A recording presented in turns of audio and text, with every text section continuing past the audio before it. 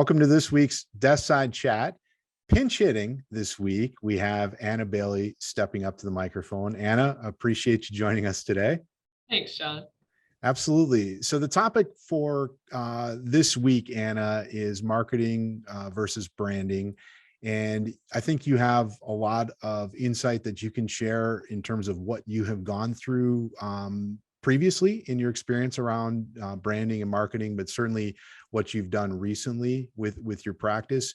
Before we get into that topic, Anna, if you could provide us with just a quick overview of what led you to your new independent practice.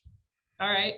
Well, my journey in the financial industry began about a little over 9 years ago, and I began as an assistant to a CFP. And one of the funnest things that I did there was get a website launched, get that CFP a presence on LinkedIn and Facebook. I made lobby boards. We did statement stuffers in the bank statements. We'd hold events, things like that. And marketing was really one of the things that I enjoyed the most about being an assistant there. And it really did help the bottom line, really boosted the bottom line, I would say.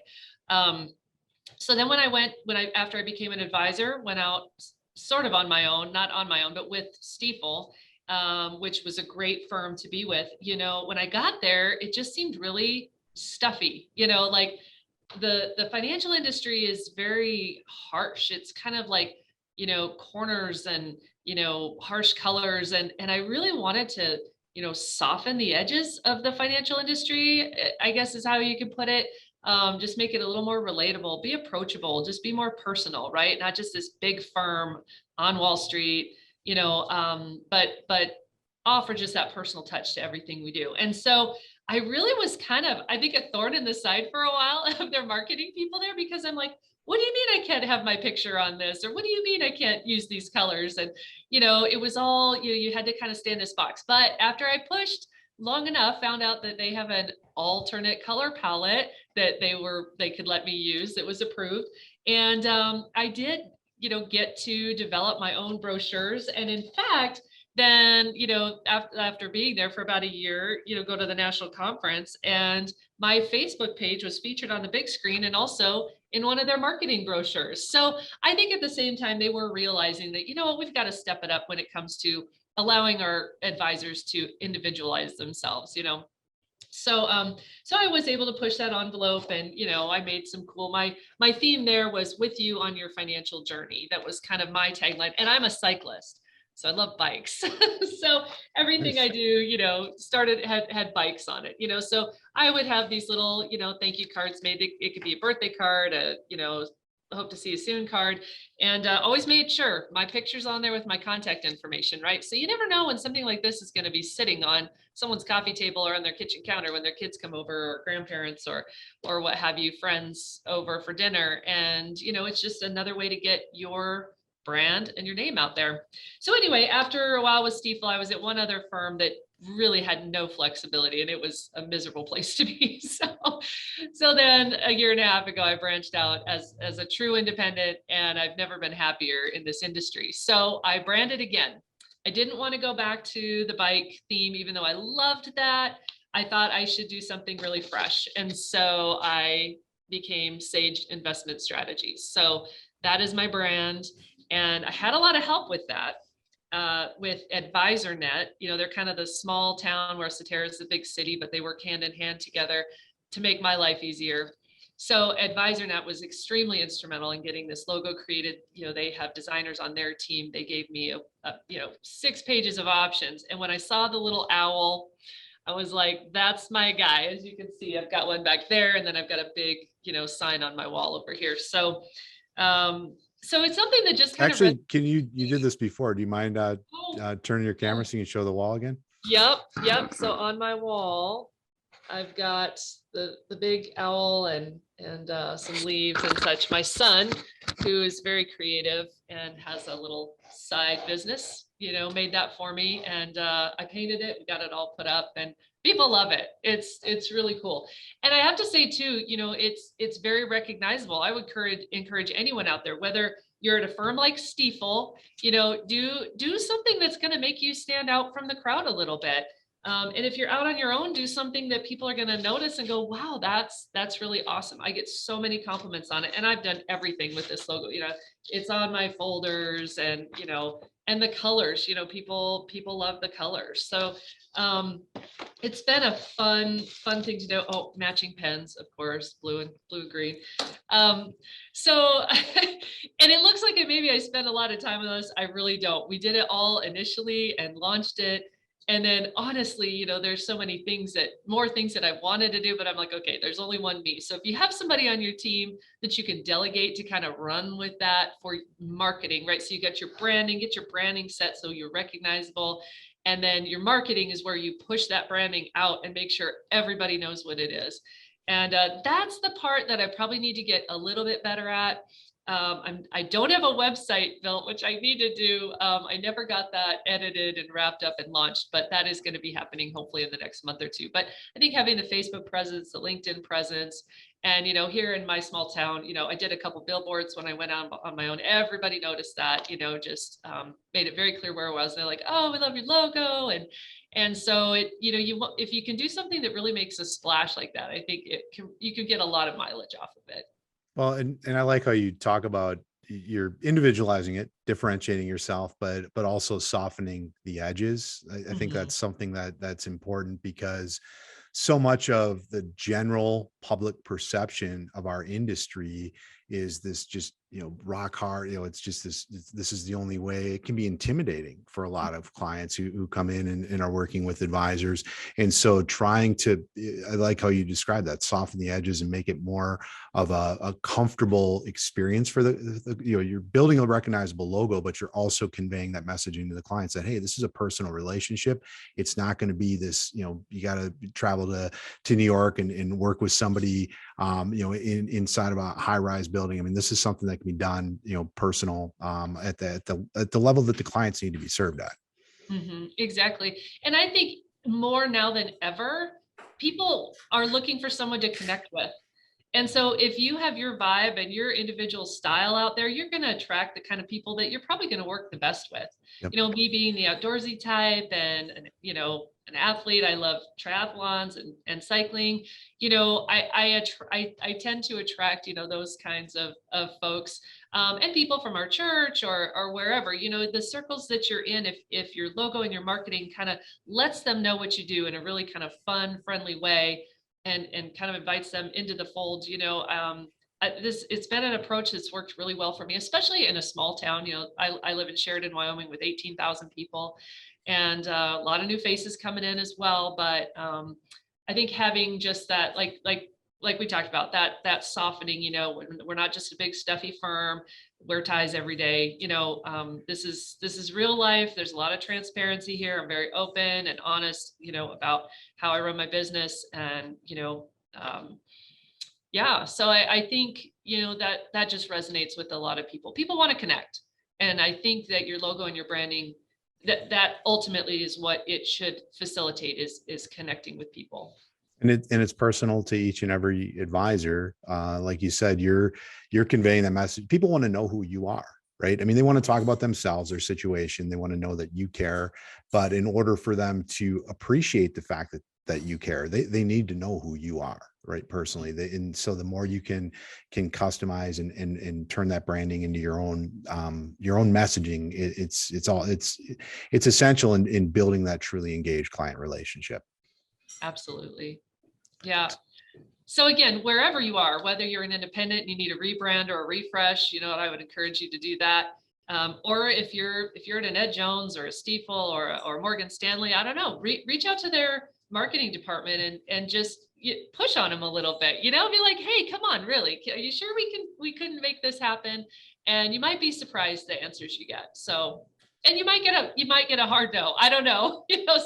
Some firms just don't have that flexibility or allow that flexibility. I think, they would benefit themselves by allowing their advisors to step out as individuals a little more than they do, but that's up to them. So it depends on where you're at. And if you're in an independent, I would challenge you to maybe rebrand, relaunch, in something, because we all evolve as people too, right? So maybe how you were represented in the industry when you started 20 years ago, it's not really connecting with the younger folks anymore. So maybe you do need a rebrand, or maybe you have new people in your office, and you got to get that word out, and maybe come up with something new, maybe not a whole new name or anything, but maybe a new logo or new colors that kind of just represent a fresh look. And that can, you can get some serious mileage off that, get some attention, and kind of awaken that maybe the people who've gotten complacent to your logo or your branding up to this point. So it really is a good opportunity if you do. So Yeah, and I guess I wanted to ask a little bit about your AdvisorNet experience. So they have people on staff. They're not outsourcing that logo development, like they're doing that for you directly. correct, Wow, that's correct. super cool. I think when I came on board, maybe they may have contracted graphics people or designers, but now they actually do have people in house. So really, the experience for me has been the same essentially, but they kind of maybe changed a little bit how they work with their graphics designers. But they facilitated that, and they were like, "Yeah, we'll get you a logo." I'm like, perfect, let's do this. So and they put me in touch with companies that could do the website and help with additional marketing.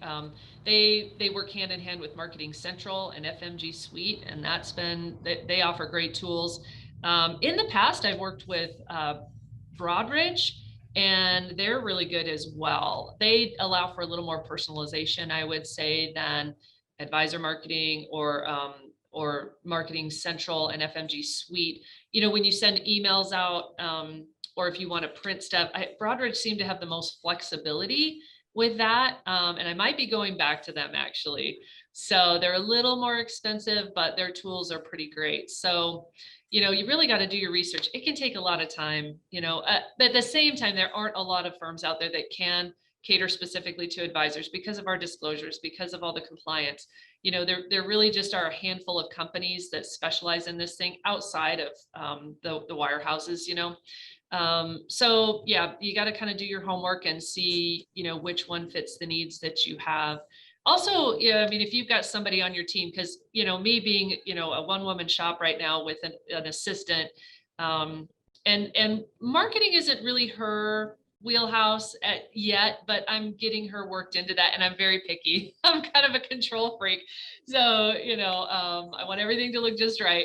So, I'm trying to utilize her a little more. And if you've got somebody, you might have some hidden talent, within the people that you've got in your office already that can at least facilitate those things and reach out to some other professionals that could help. But AdvisorNet, yes, I'm making a lot of circles here, but they've been wonderful in helping with that. They help with my technology as well. I don't even have to think about my technology and my security and all that. So they do really fill in a lot of the gaps that, Cetera doesn't really have much to do with, so yeah. Well, obviously there's in your case, you moved on from an institution, you're relaunching yourself, building your brand. You know how important it is to have that branding, and it's super cool to see how quickly that came up. Like, where does that stack in terms of your prioritization? Because you're trying to bring on clients and get the business. Like, how do you determine how much time to spend? I guess, if an advisor out there is looking to rebrand, like you said, maybe they've gone static, or they are just starting out and looking to incorporate this,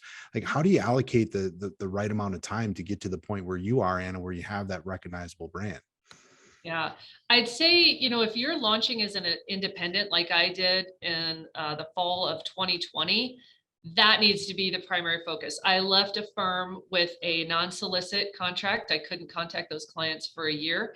And I got good advice from legal counsel, an attorney that said, I said, what do you do when you leave a situation like that? And she said, you make sure everybody knows where you went. Make it unmistakable. Anna is here now. And so I didn't have to make phone calls. I didn't, because I couldn't anyway.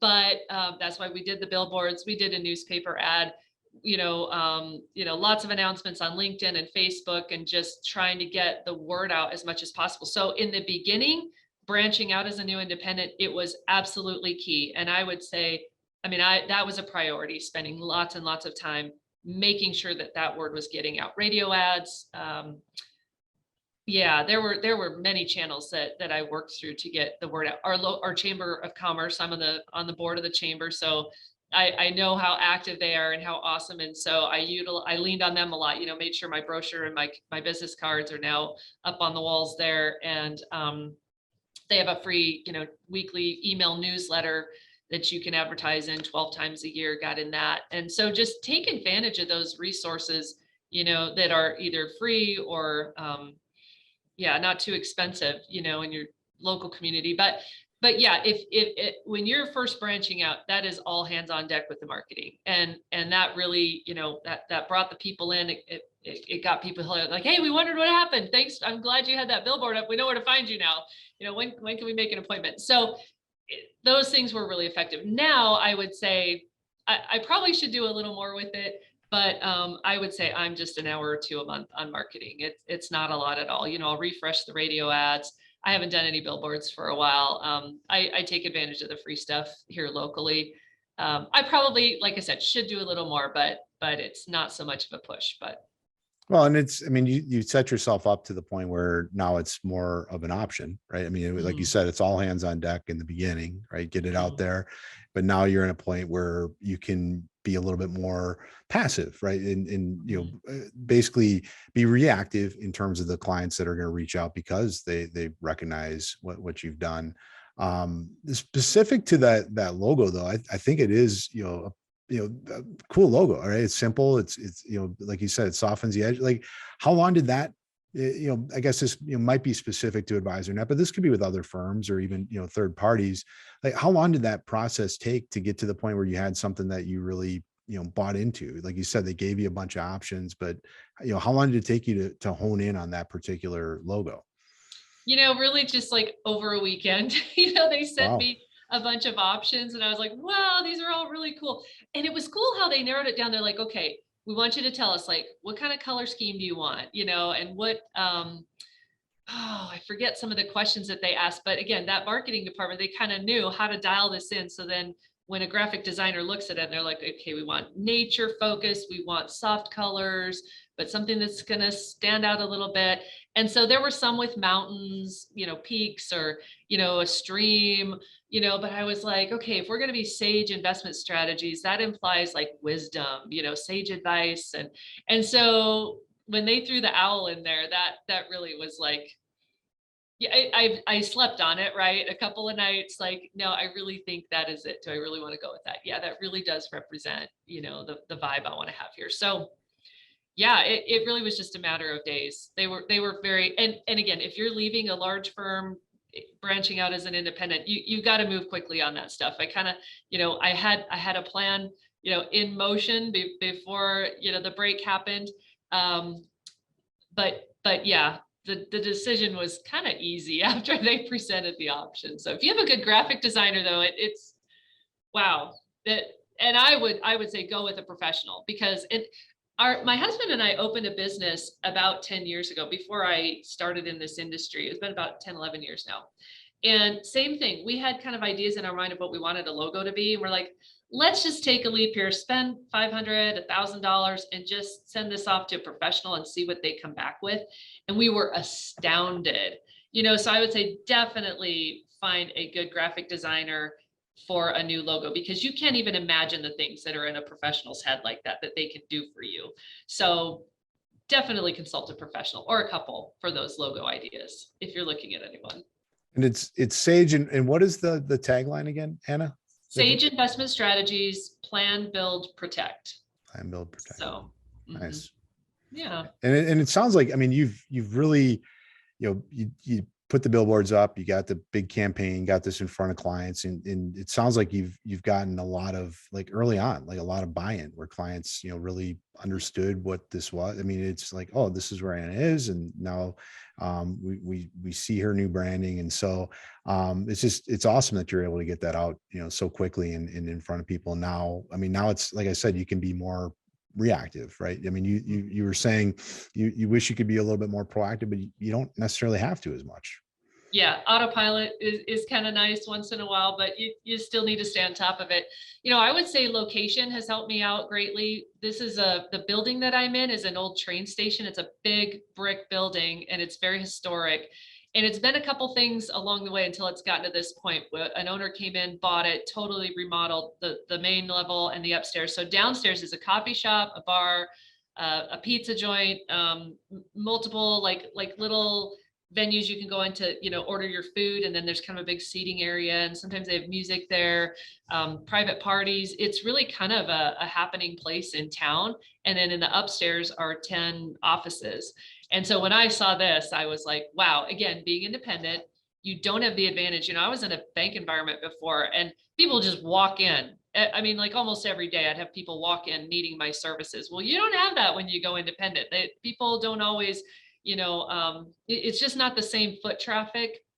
And so I needed to be in a place where I wasn't going to be isolated, like where I could take my laptop downstairs or my Wall Street Journal and have a coffee and, see people as they're coming in or like, hey, we're working on a financial plan. Let's take a little break. Let's go eat lunch. We'll come back. We'll get going on it again. So it's super convenient to have that kind of, again, hospitality vibe, right? Like go see Anna and we might go, grab a coffee as well. And so I'm really glad that I picked a spot that was kind of a hot spot in town. And also I've got huge windows. I've got two over here, I've got two more over here. Even on a cloudy day, it's bright and sunny in here. So people really enjoy coming into this space. So Yeah, I would say which is that's, important because again, it's so intimidating for a lot of clients. So the more you can make them feel comfortable, the better off they're going to be. The better off you're going to be in terms of engaging and building that deeper relationship. yeah, yeah. But I have found that is part of my branding as well is the office environment that I've set up. So, but I know there's a lot of advisors that have that down. I've seen some of the advisors on Good Advisors finish first, and I'm like, wow, look at that cool conference room they have. And oh, they got this little snack bar. And so there's still so much more that can be done, but it just has to be personal to you, right? Yeah, well, and that's part, it's one of our principles is learn from everyone, follow no one, right? And that's the idea is hopefully you see those things that others are doing, but not all of them are going to fit with you in the same way other advisors see what you're doing, and they can, hopefully everybody's able to take little pieces and then, like you said, personalize it for you, right? Because again, at the end of the day, whatever, if you're with a big firm, if you're independent and it's just your name, or if you have your own branding, your own logo, the clients are buying you, right? I mean, that's, and so, the more you can, truly own that, what you're representing to the clients, because they're going to, in order to trust you, they need to know who you are. And so you want to wear that on your sleeve as much as you can. Exactly. In the end, yes, people do business with people they know, like, and trust.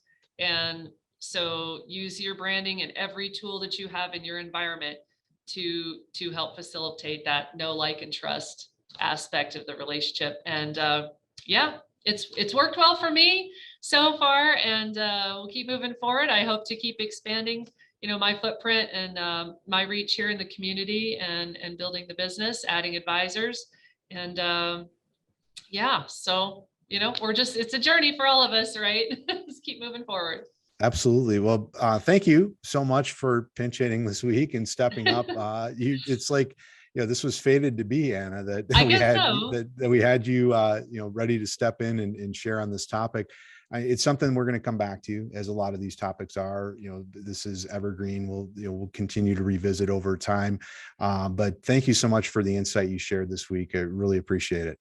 You bet, John. Thanks so much.